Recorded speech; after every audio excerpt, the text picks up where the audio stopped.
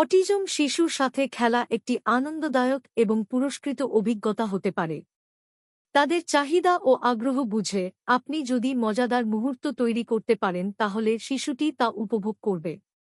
তাদের পছন্দের কাজে অংশ নিন, যেমন ট্রেন, পাজল বা আঁকাআঁকি। এটি বিশ্বাস ও আনন্দ গড়ে তুলতে সাহায্য করে। গঠনমূলক খেলা, যেমন বল গড়ানো বা বোর্ড গেম, সামাজিক দক্ষতা শেখার দারুণ মজার উপায়।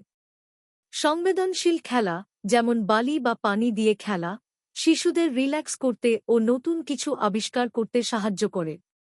সমান্তরাল খেলা, যেখানে আপনি তাদের পাশে বসে খেলেন কিন্তু জোর করে মিথস্ক্রিয়া করেন না, তাদের স্বাচ্ছন্দ্য বোধ করতে সাহায্য করে।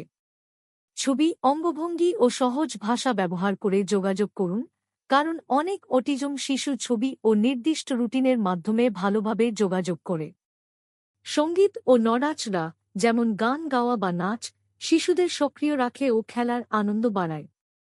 বাইরের খেলাধুলা, যেমন দোল খাওয়া বা বুদবুদ ওড়ানো, সংবেদনশীল বিকাশে সহায়ক। ছোট ছোট সংযোগের মুহূর্ত, যেমন হাসি বা চোখের সংযোগ উদযাপন করুন।